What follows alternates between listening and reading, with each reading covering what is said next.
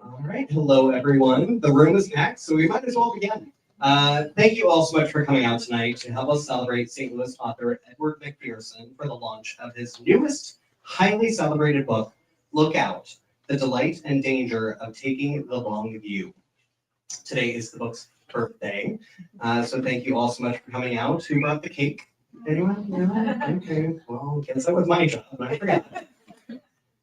Blending history, reporting, personal experience, and accounts of activists, programmers, spies, astronauts, artists, inventors, and dreamers, Edward McPherson reveals that to see is to control, and the stakes are high for everyone.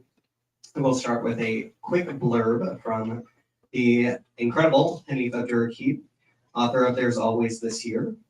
Look Out is a gift and what it demands from a reader, which is quite simply attention. In form, in approach, and in topic, this book is rich, hyper-focused, and overwhelming in its generosity. To read this is like having a tour guide through a life you did not know you could experience. I want to thank you all so much for coming out tonight. It is a pleasure to see so many fantastic faces out here in the audience. Sorry that we I've run out of chairs. That is amazing that we have such an incredible crowd tonight. Thank you so much for your support. It is with your support that we are able to do such incredible events to highlight the incredible talent that St. Louis has. We do have a lot of events coming up. I think we have 11 events total this week. So there is probably an event for every reader. And be sure to check out our event calendar at left-bank.com. When you support Left Bank Books, you not only keep these doors open of this hallowed institution. Yes, it's Halloween, so it's spooky season. We've been around since 1969. It is with your support that we are able to do incredible events, but it also, when you spend your money locally, it goes back directly into the local economy. It helps keep the parks free, the institutions in Forest Park free and open to the public, libraries funded and stocked with books that hopefully are not on their way to being banned. But it also does things like keeping your streets paved. So spending our money locally does a lot more than what you think it does, and we thank you so much for supporting us. Yes. As Borges and Didion took a tour with Sebald through the beauty and terror of our present and past, Look Out is a profound and prismatic investigation of taking the long view. I will leave a lot of this discussion to our incredible interlocutor, who will be asking for all the important questions and entertaining you. We are certainly in for a delight tonight. I would like to introduce, first off, Tubea Ibitayo is a contributing writer for St. Louis Magazine and serves as equity officer and program director for Nitro, an osteoarthritis research collaborative bridging Washington University in St. Louis and St. Louis Integrated Health Network to achieve equitable access in regenerative medicine. Previously, he was the manager of public policy and advocacy at Promo, Missouri's statewide LGBTQ+ advocacy organization. And also, he used to work there. So is a friend. And now our guest of honor, Edward McPherson, is the author of Buster Keaton, Tempest in a Flat Hat, The Backwash Squeeze, and Other Improbable Feats, and The History of the Future, American Essays. He has received a Guggenheim Fellowship and a Pushcart Prize, among other awards. He teaches creative writing at Washington University in St. Louis.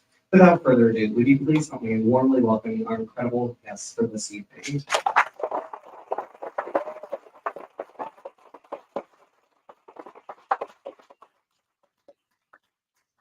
Well, first I'd like to thank Left Bank for hosting me at this 3-hour event. Okay, you can leave whenever. There is one seat up front, and I don't want to embarrass, but I think it was saved for James. No? All right, okay. Here he comes. There you go. Take a round of applause. Yeah. His brother saved it for him, so it feels fitting. Back to Left Bank. Thanks, Left Bank, for hosting me, for running the pre-order campaign, and keeping our family in books for the past 13 years that we've lived here. This is really a special place. Next, I want to thank all of y'all for coming. I see a bunch of friends, a bunch of students, a bunch of former students, colleagues. This room is filled with writers that I admire. So thanks. This reading means a lot to me. Not only because it's the official launch of the book, but just because lately it's felt so important and nice to be together in these times. So thanks. I'm really grateful to this community. I see people who are mentioned in the book, people who have cameos, both also with some main characters. There are people who lived it. There are people for whom these issues are much closer to them than they are to me. So I'm just, again, thankful for everybody. I want to thank Tabea, who is one of the best read folks I know. Truly, we've been talking books for years, and no doubt tonight he's going to stump me with something I haven't read that'll be very embarrassing. So thanks, Tabea. Also, a special thanks to my parents, to whom this book is dedicated. Shout out to Mom and Dad. And also my sister and niece, who are visiting from Colorado, as well as Heather and Penny, who are probably glad this book is finally out, so I can shut up about it. If you'll indulge in an unprofessional moment, I'm going to take a picture, just for me, of the room, so I can, over the next however many years it takes to write the next one, you will be my solace. So thank you for that. I'm going to start by reading for about 10 or 15, probably 15 minutes. Choosing an excerpt from the book is kind of hard. I think as Shane was sort of alluding, it's a cultural history is what they're calling it. A cultural history of aerial views and big picture thinking, both very literal, but also more metaphoric. There's a slew of topics, from the personal to the reported, from Earth to outer space, distant past to the distant future. Some of those topics would be early flight, old maps, drones, land art, surveillance, climate change, the pandemic, panopticons, the histories we tell, a futurist society that's burying a clock in a mountain that's going to run for 10,000 years, and more. It's grounded in St. Louis here, where a massive government spy agency has erased a neighborhood to build its new headquarters. But I also traveled to the West Texas desert, where billionaires blast themselves into space, and to Alaska to hike on a melting glacier, among other places. And for all of its high flying, it's a book that remains, or tries to remain, very suspicious of its own project, and never wants to forget what it's like to be left behind on the ground. So for tonight, picking just one of those many topics was kind of tricky. One out of the constellation. But what I decided was to read some of the historical bits set in St. Louis, which I realize is a bit like wearing the t-shirt of the band you're about to see, but I don't know. I thought it felt okay. So if you're bored by what you hear, though, don't worry, because the book changes tack and topic rather flagrantly, and you should just go ahead and buy it, because, and as you pay Fane, you can just imagine all the other more wonderful sections I didn't read. It'll be whatever you want it to be. So I will start the short reading. All right. It's on page 58, although you don't need to follow along. I'll just read to you. We'll put our heads down and pass around some milk cartons. It's called The Spirits of St. Louis, this section. St. Louis has long been an air-minded town. On July 1st, 1859, a man named John Wise floated from downtown St. Louis all the way to upstate New York in a balloon called the Atlantic, which carried sand, water, wine, lemonade, ice, potted meats, cold chickens, a bag of mail, and, in a boat dangling from the wicker basket, the balloon's builder, its financial backer, and a journalist from the Missouri Republican, a first-time flyer who asked to tag along at the last minute. The group sailed 1,100 miles in nearly 20 hours, sketching, journaling, hallooing at dogs, conversing with steamboat captains, guzzling champagne when the air got rough, and watching the clouds, before a storm over Lake Ontario forced a crash landing, after which the party found themselves unharmed, hanging from a tall elm. Locals didn't believe the flyer's amazing tale until they showed them yesterday's newspaper from St. Louis. 2 decades later, Wise, now the king of the air, took his last flight at age 71, departing St. Louis in the company of a young bank teller who paid $50 to ride along. His body washed up on the shore of Lake Michigan a month later. The balloonist and his balloon were never found. Let's skip ahead a little bit. These are a bunch of headlines that sort of just interrupt this section. Fine, I'll fly tomorrow, says Captain Baldwin. Baldwin to fly this afternoon. Weather fine, I will fly today, Baldwin. Birdman expects to provide great spectacle in air. 200,000 on riverfront see man-bird's achievement. Whistles and horns greet Captain Baldwin. Riotous emotion at end of flight. September 10th, 1910. Dashing daredevil Captain Thomas Scott Baldwin, a Missouri-born man-bird, who in the last century became the first American to jump from a balloon, and would do so wearing a pink leotard and grasping his parachute with only his bare hands.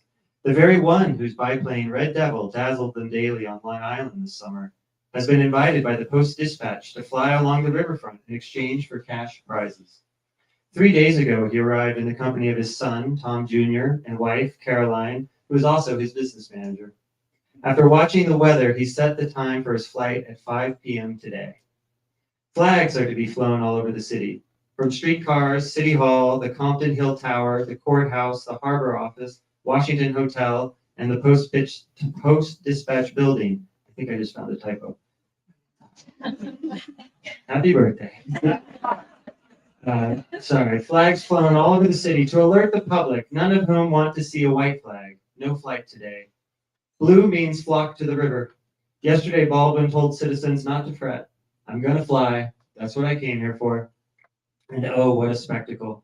The captain's plan is to sort 100 city blocks, roughly 8 miles along the waterfront, leaving from the aviation field nestled beside Bellefontaine Cemetery, joining the Mississippi north of the Merchants Bridge, and winging down the river to the eastern landing of the Cahokia Ferry, using the chimneys of the Anheuser-Busch Brewery as his landmark to land. After a brief stop, he will fly back up the Mississippi. The whole city is expectant. Along the river, steamboat captains have been ordered to curb their smoke, plus any unnecessary whistling, or face prosecution. The captain hopes to go no slower than 45 miles per hour. He must. His plane is heavy, and at over 200 pounds, so is he for a flyer. Unbeknownst to the public, he plans to pass under the steel arches of the Eads Bridge, which offers clearance of only 65 feet. That afternoon, the weather holding fair, blue flags go up across the city. First, the aviator asks to have the dead weeds removed from the field. Soldiers oblige while mounted police hold back a crowd of 7,000. Vendors sell peanuts and frankfurters to spectators, some of whom stand on piles of lumber, atop boxcars, and on the roofs of nearby houses. Kids perch in the trees. Baldwin completes 2 3-minute test flights, circling low and cutting a figure 8 above the heads of the cheering crowd. He seems concerned about a few unexpected dips. He calls the Weather Bureau. The wind is gusting from the southeast at 13 miles an hour. He hasn't flown in such conditions before. He says, I'll make the river flight anyway. And so, after checking his oil supply, he removes his coat and hat and entrusts them, along with his spectacle case, to his brother, and sits down at the controls. The propellers start, and he waves his crew aside, calling, Goodbye, boys, as he skips 70 feet over the grass and into the southern air. Whistles go up from factories, boats, steamers. On the ground below the plane, people scatter as if they need to get out of the way. No one in the crowd of 200,000 people has ever noticed this before. They line the levees. 17,000 stand on the Eads Bridge alone. Many hold handkerchiefs to their noses. Smoke is billowing in from factories, mills, and rail yards. Steamers try to keep pace with the plane, but passengers only see Baldwin for a few minutes before he disappears ahead in the gloom. His motor sounds like musket fire. Suddenly, the plane drops 100 feet, and everyone gasps. An emergency water landing? Phew, just a break in the breeze. A reporter will describe the Red Devil tilting tilting in the puffy gusts like a scarlet tanager tossed by the wind. To me, gawking at pictures more than a century later, the skeletal open-air craft with its rudimentary foot pedals and steering wheel looks like a go-kart in the sky. Baldwin makes it to the ferry stop, landing light as a feather at the feet of the soldiers waiting on the sandbar, saying, "Well, boys, I'm in the money." The captain cries for a drink and is handed a cold beer, but explains he meant water for his engine. Once that's seen to, he will decline the glass offered by an onlooker to drink soda straight from the bottle. 22 minutes later, he's flying north, wind at his back. Cries of, "He's off!" carry across the river. Baldwin skims suspiciously low, his propeller beating the air as he races the setting sun. He's heading straight for the eastern arch of the Eads Bridge. Is he? Will he? Yes, he does, threading the needle at 50 miles an hour. Then he sails over a riverboat, his wings nearly clipping its stack, and emerging from the smoke, dips under the new McKinley Bridge as well. Only then does he climb. On the way back to the field, he races a train, which whistles its defeat before he lands, thanks to a sudden gust, a little harder than he planned, on the ground he had only left 41 minutes before. 20,000 spectators rush the new hero, who kisses a female reporter who is first to reach him. The captain is then kissed in turn by the president of the Aero Club, businessman Albert Bond Lambert, who throws his arms around him. One day, the St. Louis airport will carry this president's name. Through a megaphone, Baldwin thanks the crowd for their enthusiasm before riding downtown with the chief of police. Mrs. Baldwin, who has never seen her husband fly and watched his river run from a launch on the Mississippi, waits at their hotel, where she kisses him without a word. She hadn't known if he'd landed safely. Only then will Mrs. Baldwin announce her husband, quote, "the best aviator in the world," supposedly saying, "Captain Baldwin is in aviation like the Post-Dispatch among newspapers, first in everything," which seems a bit much, even for a business manager. His expenses paid, the captain will receive 2 checks totaling $3,000, one from the paper, the other from the Citizens Committee. While Mrs. Baldwin herself has never wished to fly, she believes, quote, "that in a few years, everyone who can, including women, will take up aeroplaning." The mayor declares it a modern triumph. The president of the Board of Public Improvements asserts that human ingenuity has vanquished all the difficulties and terrors of navigating the air. The city council president claims St. Louis has moved into the class of cities, like New York, whose skies have been conquered. A colonel calls it the best show-me show ever pulled off in the show-me state. The president of the Aero Club dubs Baldwin, now the first aviator to traverse the Mississippi, a modern De Soto of the air, invoking the Spanish conquistador believed to be the first European to cross the Great River, on whose banks the rapacious invader died in 1542. In the end, Mrs. Baldwin will demonstrate restraint by simply stating, "I feel like St. Louis is satisfied tonight, as it has seen its first real airplane flight." But of course, Baldwin's flight wasn't the first, and everybody knew it. Perhaps it's obvious, but when it comes to history, there's almost always someone who got there earlier. Picture the cool, quiet morning of Thursday, October 7th, 1909, almost a year before Baldwin, when, just after sunrise, near the northwest corner of Forest Park, a mustachioed man with slick dark hair ascends some 35 feet, topping the trees and traveling 5/8 of a mile in his light, lithe biplane, which, thanks to its varnished spruce frame and yellow rubberized silk stretched across its wings and tails, he calls the Gold Bug. On hand to witness the miracle are only 3 members of the public, a mother and her 2 sons, who pulled up in an auto. Before taking off, the aviator says, "I just thought I'd take an early morning spin. I didn't think anybody would be looking." Returning to Earth, the pilot tells a worried policeman that the morning mist was hampering his view. After running the plane along the ground for a bit, he remarks, somewhat apologetically, "It's too damp for walking. I'm going to fly home." And the first man to make a flight west of Dayton, Ohio, soars half a mile back to his tent, where he gives his mechanic a few instructions, then motors off to breakfast. So that's the old stuff. Unless you think it's... we got 3 hours, people. Again, lest you think it's all history, I do meet with a spy. I hike on a glacier. I sit behind Adam Schiff at the NGA groundbreaking when he's leading the impeachment against Trump. And then 5 years later, I'm back in the same area talking to a resident of St. Louis Place whose house has been torn down. The book grows rather alarming. There are plenty of problems big problems that don't easily resolve.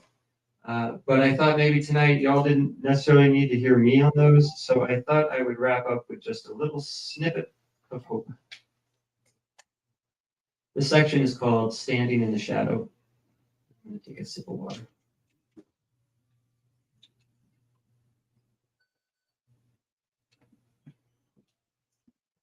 And I got sort of goofy with the epigraph. So a lot of this section have quotes. So this is the quote at the front. "We who tread the earth securely now have seen it dead." And it's from Virginia Woolf in The Sun and the Fish. Rural Missouri, a park south of town on the edge of the Ozarks. Out-of-state license plates in the lot. There's talk of visitors from Germany, Argentina, Peru. A week ago, any hotel rooms left were going for more than $600. T-shirts for sale. The barbecue truck runs out of meat. Fields, fishermen, bikes on a trail. The kids are off school. The sun hangs in blue sky, streaked with a few cloudy wisps, below which red tails circle warily. A breeze skims off the lake. The moon begins to gobble the sun. A black and white dog, unhappily tied to a picnic table, starts to speak in a throaty proto-human yowl. A newscopter hovers in the distance. A prop plane swoops low, then a hobby drone buzzes the field, watching us, watching it. A man passes a smoldering bundle slowly back and forth over an older woman, eyes closed, smoke haloing her upturned face. The light flattens, leaches into steel. The grass deadens. Slivers of shadow sway in the dirt beneath piney trees. The wind drops. The air grows cold. My wife puts on a hoodie. My daughter dances, leaping through granular light. Our camp chairs grow blue, though only in perception, not in reality, whatever that means. The sudden gloom has the rods and cones of our eyes firing at the same time. Brief doubled sight. The sun sets all around us. The horizon, a ring of red, smokeless fire, except for dead ahead, where the shadow is coming for us, a dark storm with no clouds. Flies appear in the dusk. Crickets sing. Venus comes out, then Jupiter. Whistles from across the lake. A diamond in the sky. Totality. The children scream. My daughter gasps. My wife lets out a strangled bark. I think I stay silent, but later I will hear myself on video making an inarticulate noise. The corona blooms, and it is huge. Fiery white tendrils shooting from a hole punched through the sky. The hairs on my arm porcupine. Here is my skin cooled by 100-mile-wide shadow, skirting the ground at more than twice the speed of sound, thrown off a dead rock some 220,000 miles above me by a ball of fire over 90 million miles away. Days before, a guy in our building told my wife he wasn't going anywhere near the big show. He'd skipped the short drive into the path of totality. A former Marine, he'd lived through Katrina. When a crowd heads one way, he goes the other. I get it. I really do. Seen from space, the moon's shadow looks gangrenous, like a rotting wound or void in the glowing whole Earth. In about 600 million years, there will be no more total eclipses, as the moon is drifting away from us at a fingernail's pace. Eventually, it will be too small in the sky to fully block the sun. One day, more than 1 billion years from now, there will be no eclipses at all, though we won't be here either, no matter what we do, as by then our dying star, burning itself out in a runaway blaze, will have boiled the seas away. The moment is so big and so small. The other day, a woman on the radio compared the rapture of totality to the overview effect. A headline in the Washington Post wondered how the eclipse might heal our tattered nation. Twice as many Americans watched the last one than they did the Super Bowl. Maybe I'm falling prey to the same wistful thinking. This was before the next tragedy, the oblivious violence and most recent disaster, whatever contagion and chaos the future is hurling at us, same as it ever has. But for a little while, the country looks up, or at least the 329 million of us living in the contiguous 48 states, our day at least partially eclipsed, as the upper world brushes the lower. No need for a monument. Today in the shadow, the owls woke up. In zoos, the giraffes huddled close, while penguins and flamingos flocked together for safety. A crocodile bedded down, and the tortoises overran the door to their nighttime enclosure. Meanwhile, nearly 400 people got married at a mass ceremony in Arkansas. NASA chased the moment at 460 miles per hour in high altitude jets, trying as ever to extend the view, but not even they could keep up. By the time my family gets in the car, the shadow is hitting Vermont. What is the length of a feeling? Totality lasted minutes, or an eternity, or was nothing at all. The closest I will come to space, this shadow touching down. Rattle-trap clockwork, wheels within wheels. The wide universe stopped down like a lens to focus on these weedy ball fields at the end of town. My town, your town, our little lives briefly singled out. But of course, totality, like any vision, remains an illusion, a story to tell. We are the falsely elect. Alignment is accidental. The singularity isn't personal, except that we happen to still be around to see it. But standing in a field of families and strangers, stunned by the light and dark bearing down, all I can think is, this, now, this right here. That's it.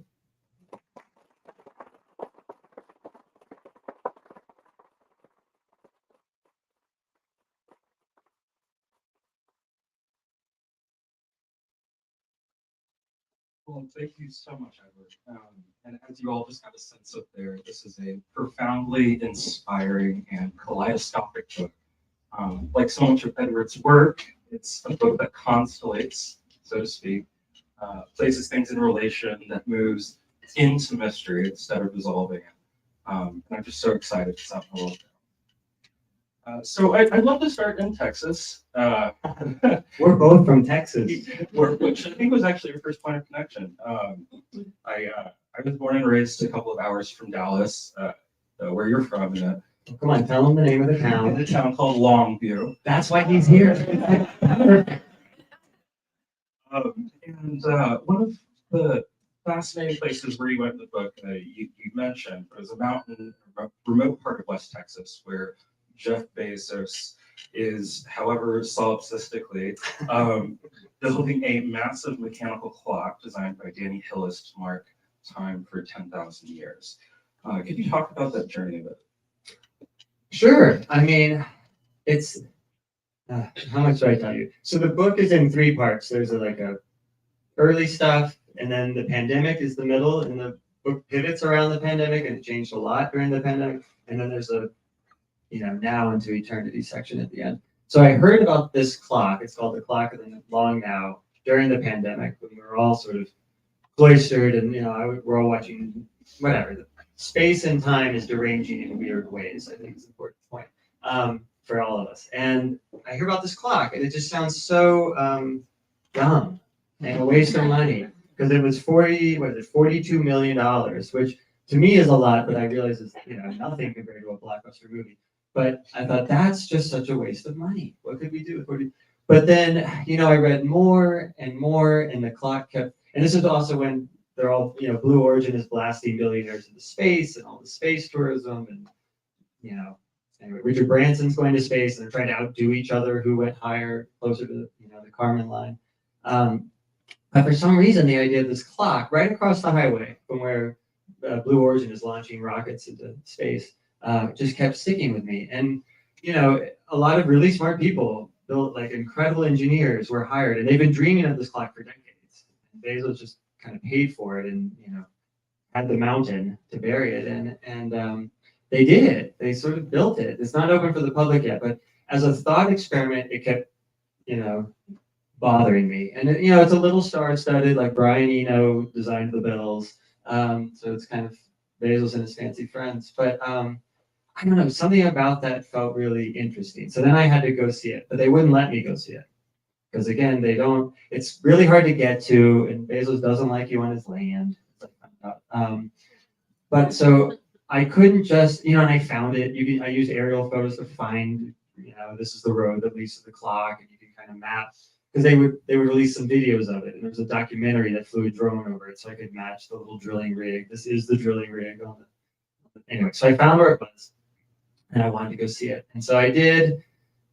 And it, I don't want to spoil. It's sort of towards the end of the book, so I don't want to spoil the book.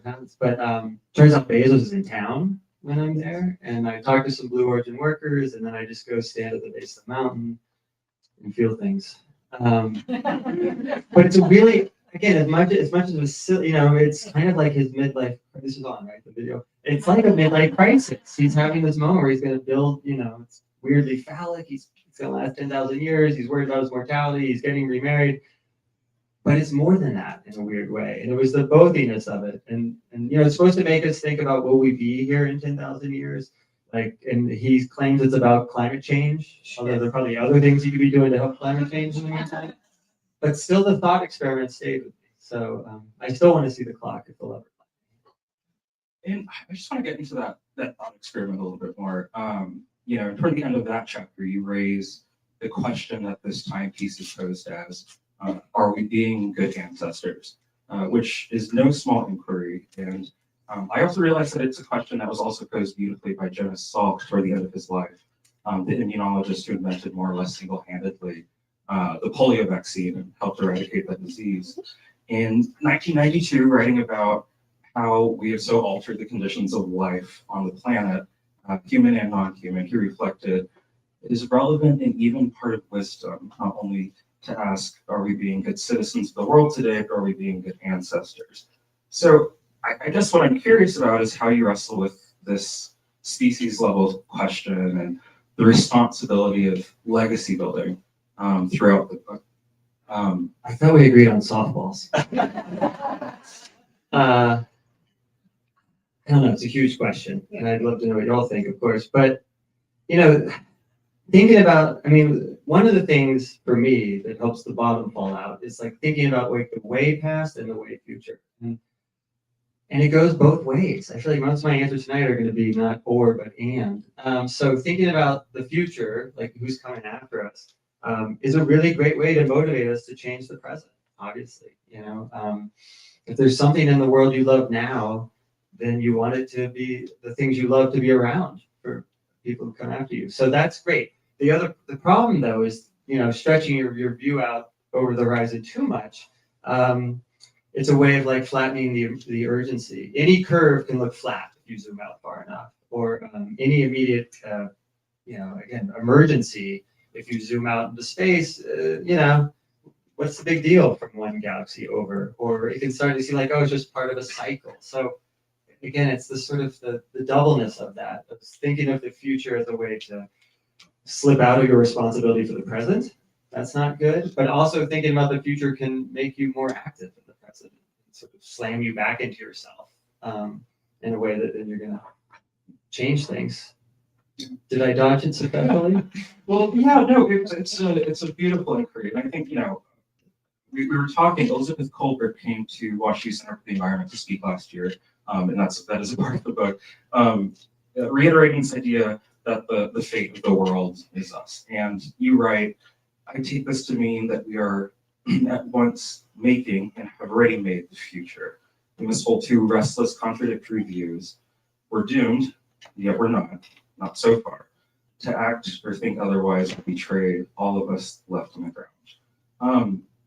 So I guess I'm really interested in that kind of muscular hope, the the one that resists easy cynicism.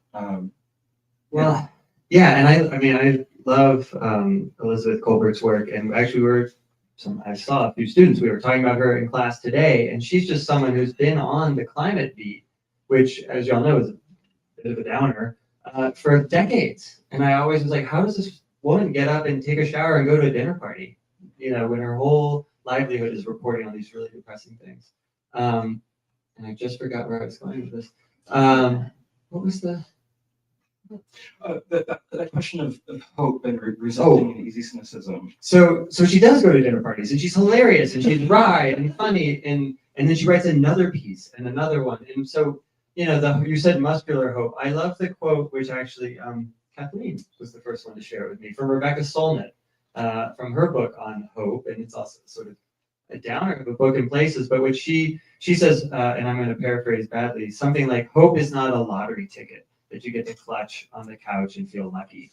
It's an axe you use to break the door down in an emergency. So that kind of, you can have hope, but the hope doesn't make you sit around and feel great and complacent. It's what gets you out the door doing stuff. So again, it's sort of that ambivalence. Yeah. No, I was actually going to bring up Solnit as well, thinking about the climate question, being the mother of all questions. I think that she puts it. But to move from Texas to Alaska, I've been thinking a lot lately about how to speak with this grammar of animacy, and that is a remarkable contribution of Robin Wall Kimmerer. And so something I truly loved are the passages where you invoke that experience of awe, confronted with landscape and the unmediated sublime, where you make this leap of mind and imagination in your encounters with the more than human world.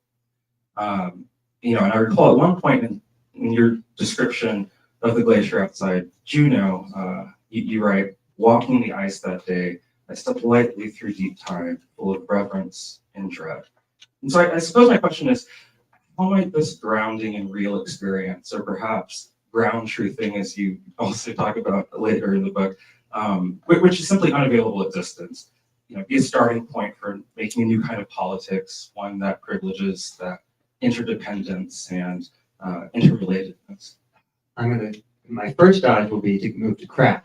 So, and I'll come back to the politics, but we can all decide that one on our own, I think. But one of the problems of this book, and it's something I'm always telling my students, is, when you have a problem, sometimes the problem of your essay or book is best served to become a problem in your essay or book. So the problem with this book, which is suspicious about the long view, it was that I was going to try to create a constellation of topics into a single view. Like I was literally doing the thing that I'm critiquing.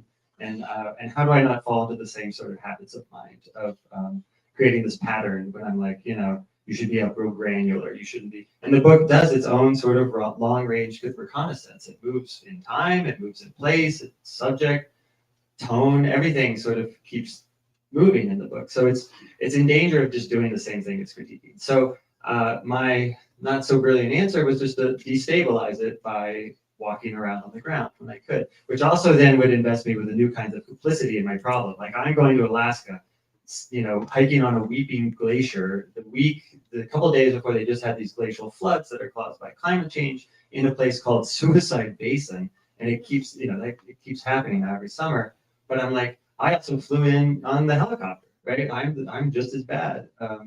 By visiting this glacier, I'm also erasing it. So that's sort of, and then talking to locals in Alaska, that's how I was sort of performing some of these problems. And again, they're ambivalences, because seeing the glacier was undoubtedly moving. And, the pictures and everything else was not the same as, watching chunks the size of buildings fall into the water and talking to folks. So I don't know. And how do we move that into a usable politics? I think I leave that up to everyone. This is the classic creative nonfiction writer's dodge, which is that I'm not an expert on climate change, I'm not an expert on urban planning, or all the other many things I tiptoe up to in this. 19th century maps, the Civil War, all these things that I touch on.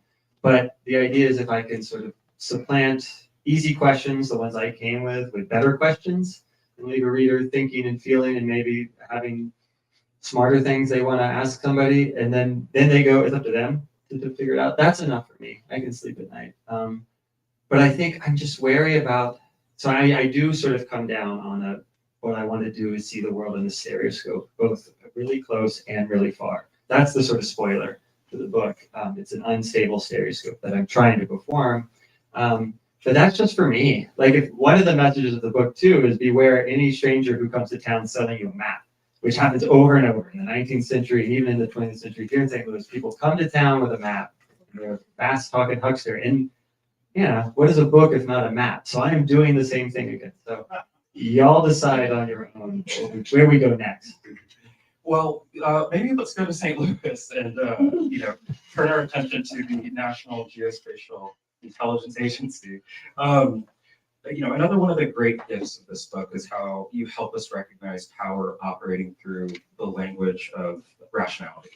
Whether that's events in the gross lethality of autonomous drones, the ethical conundrum of for-profit surveillance. And at each turn, you seem alive to the ways in which these praxis of power and meaning are playing out in our time and in our city.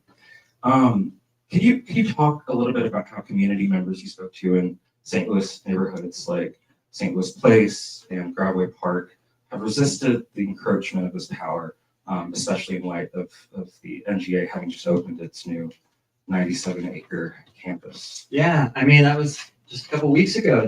They've started moving in. So, I mean, I think a lot of folks probably know the NGA story, but if you don't, it's a big government agency. It's an intelligence agency, produces and analyzes maps for the military, combat support, targeting, warning. I mean, they also run GPS for us, which is less about getting around town and more about, again, having the bombs land where we want them to.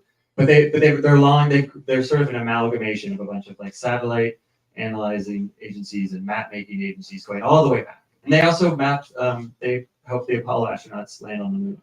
There's a lot of moon stuff in this book. So that's the NGA in a nutshell. They're sort of under the radar, but they're huge in town, and they've been in town for a long time. But in 2019, when I was sort of starting to do some of the actual research in the book, they had a groundbreaking, and been following, hearing about it in the years leading up to it. But the way they sold the project basically to the city was with all these aerial views, which was very fitting for an intelligence agency that makes aerial views. And the argument was, look at this land. It's empty. It needs to be developed. We're the ones who should develop it. And, it's those classic sort of a few houses on a block. So it's the whole parcel is, I think it's, 97 acres? It's 27 city blocks is what they ended up with, just across the street from the old Pruitt-Igoe site, which of course is very evocative, all these, systemic problems and thinking we'll fix them.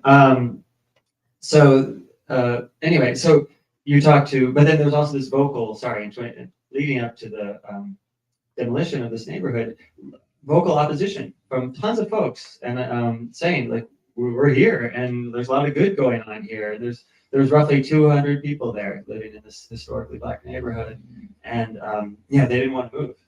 So the NGA moved one house. They literally put it up on rollers and rolled it down the block for this very sweet old woman, and she became this sort of cause celeb, and there's a big petition. They moved her house.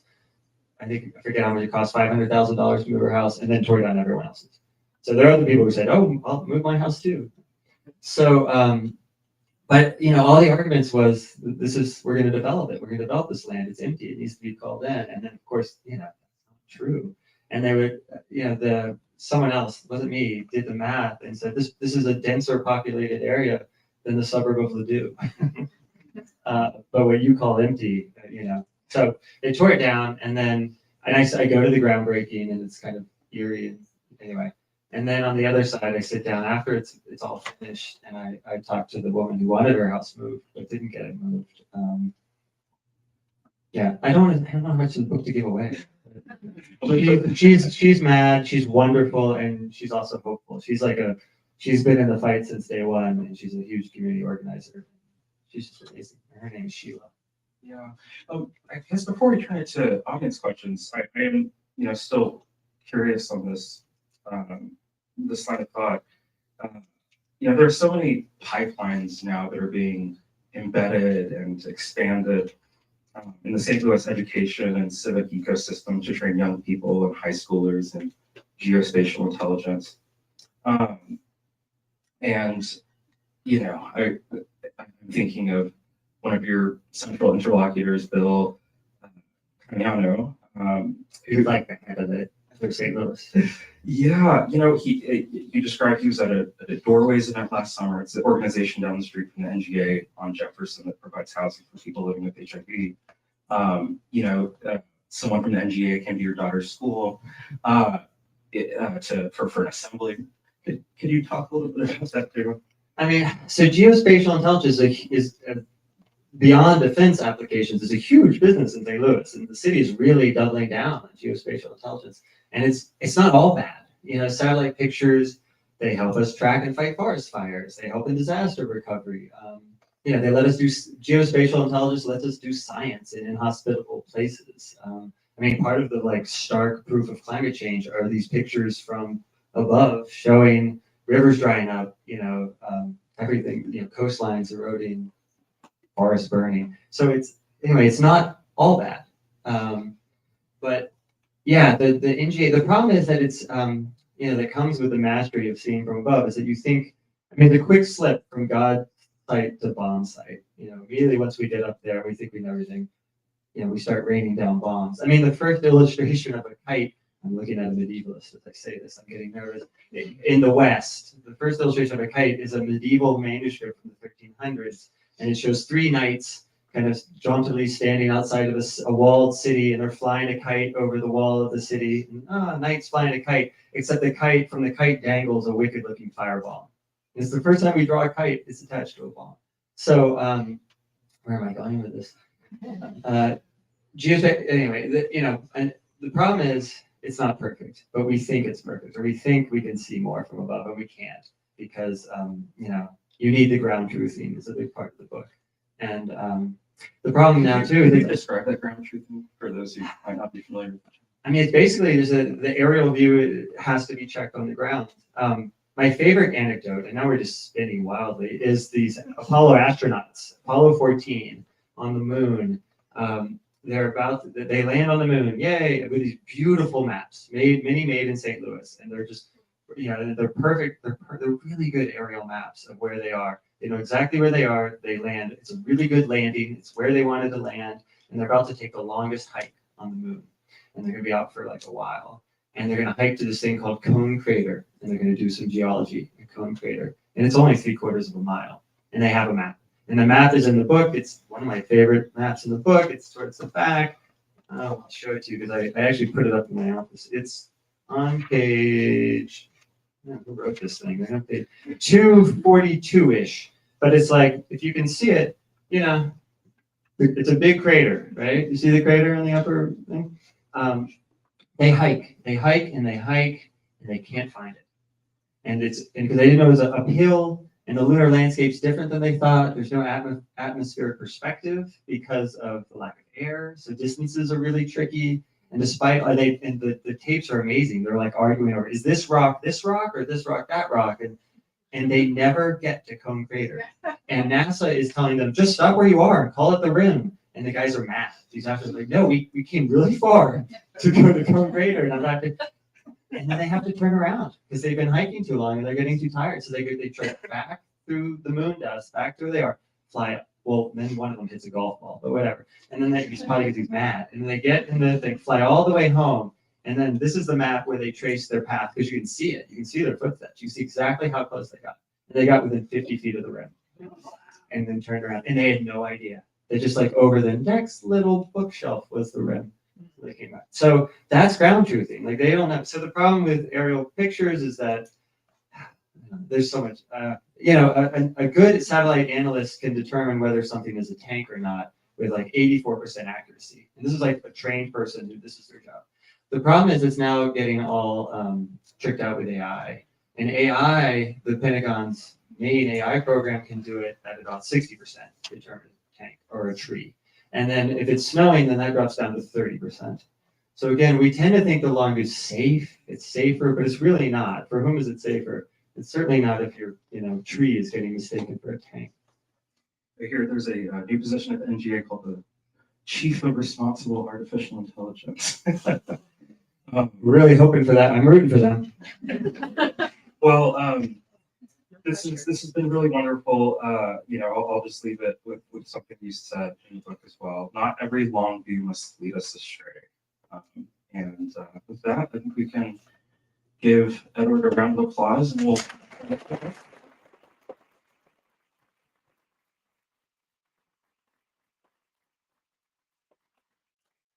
For the first four questions, you get a long Lookout branded. I'm gonna make these binoculars, and they fold flat, so they slip into a back pocket, and Shane will hand them out. But the first four. Thank you, Shane. I'm going to try to get to you with a microphone, so if you have a question, please raise your hand so that everyone, including all of these people over here, can hear. You're first. Hi. Thanks. I mean, that's it's incredible. I wasn't going to raise my hand, but then you. Yeah. I mean, they work. And I was right next, so I had to ask a question. So, but I do have a question. It's kind of a big question. So everybody's talking about hope these days, right? I can't count the number of conversations I've had about hope just in the last week, right? Hope, hope, hope, hope, hope. So my question is, do we need hope? Because I used to always get asked because I work in an environment if I'm hopeful, and I never quite knew how to answer it. And then Mike Davis, right before he died, the wonderful, critic, he was asked by the LA Times if he was hopeful, and he just dismissed it. And he said, I don't think hope is relevant. Like, I don't think people do things out of hope. I think people do things out of love and anger. And for me, that was actually really powerful and kind of clarified my own uneasiness with the concept of hope. Rebecca's fullness notwithstanding. Yeah. And so I just wondered if you could, riff on that a little bit. I mean, I'm always telling my students that feelings are not singular, they're choral. I'm never just hungry, I'm hangry. So, I think it depends on how you define hope. Like, I think Solnit's hope is an angry hope. I see you. She just, they're awfully fun. I think love, it depends on, my hope probably springs from love.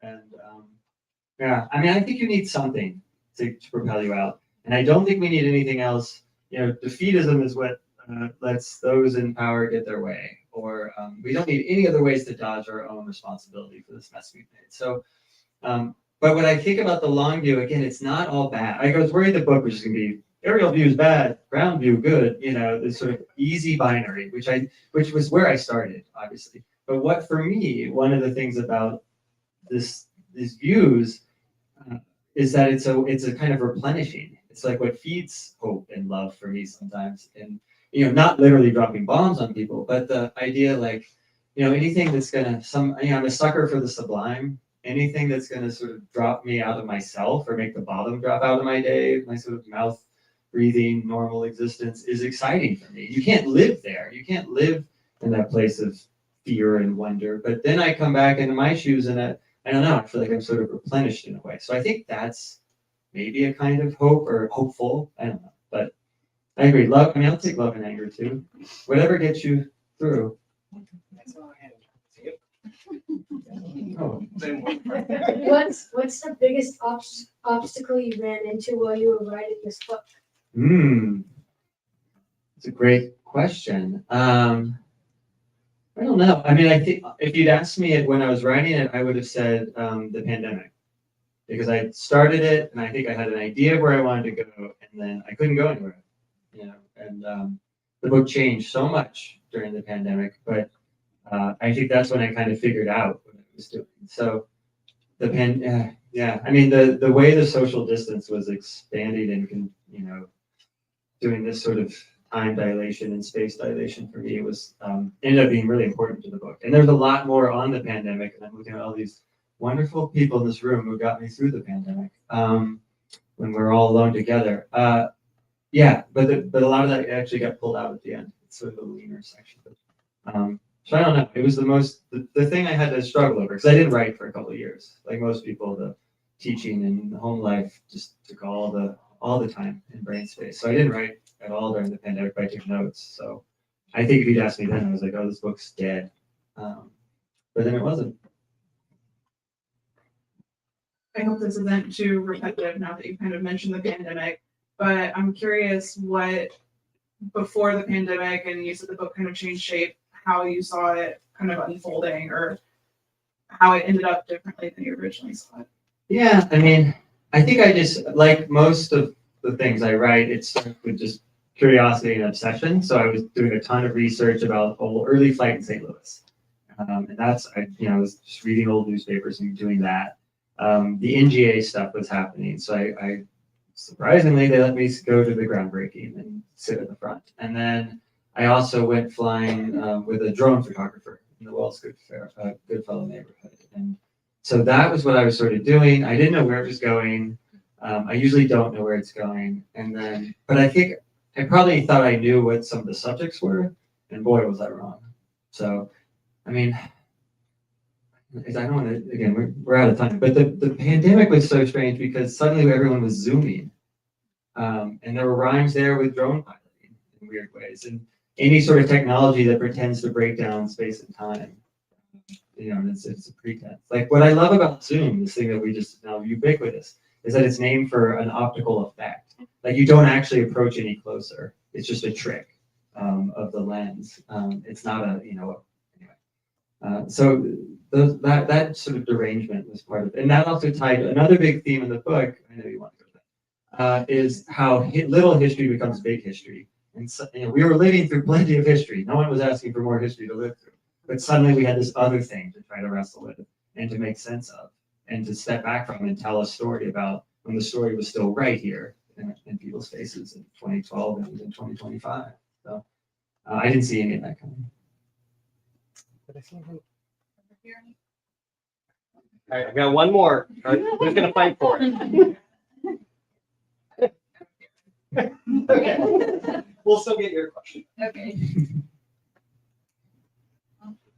Edward, what's your long-range view for St. Louis? Oh, I don't have one. I mean, again, I'm the wrong person to ask, I think. The book is, I mean, there are a lot of people in this room, I think, who've written about St. Louis and where it's going. And it's complicated. It's a city with lots of history, and that means a lot of these problems are baked in.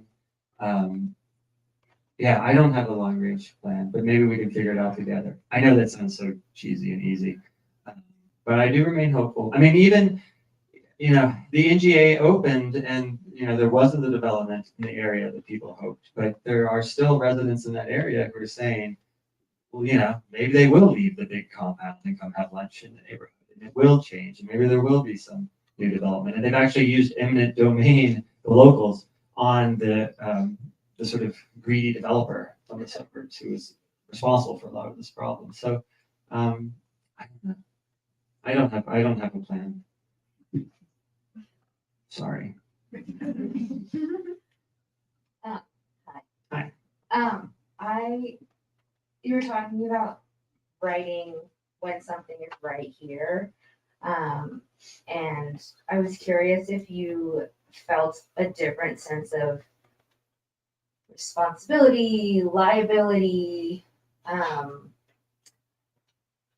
when you were writing about the stuff from long ago, relatively speaking, as opposed to the things that were either right here or, like you said, like the now and into the eternity. If you had kind of a different relationship with the material, if you felt a different kind of feeling, or just like how you deal with that, I guess, of like when you're writing about something that is more proximate and versus something that is less about you. No, I know what you're saying, and that is, I mean, one of the book's big questions is, I mean, well, there's a whole section on this map that sort of makes, and it is made immediately after the battle, like the map maker is surveying the battlefield 2 days after the battle's over. There's corpses littering the field, all this stuff, and he starts making this map, and he becomes the expert on the Battle of Gettysburg, and he interviews people from both sides, and essentially his version stinks. And so it's totally wild. Like all these things, the copse of trees, the high water mark, are his own invention, and not all of them bear out. But that's the story we tell, and you get to watch sort of history being made through this map. So yes, I think I worry. I write about the history a lot, and I love writing about it. And if anything, anytime I write about it, it's just little history. There's more than one history, and so I'm fine with that because what I'm not telling is the history; it's a history, or it's some part that's been sort of. I'm doing a little reframing, or there is no history with a capital H in some ways. So in some ways, I'm more nervous about writing about the now. But you also have the great gift of being able to just sort of go up to somebody and hand them a microphone. So a lot of the book is doing that, being like, hey, because then they get to give their version or give their map. And then, obviously I'm the one who's with the final say, the control, but it's one way of ceding control in the book. I don't know. I mean, I don't know. How do we all sleep at night writing nonfiction? And then you find a typo on your book birthday. I mean, this world. Okay, let's give another giant round of applause.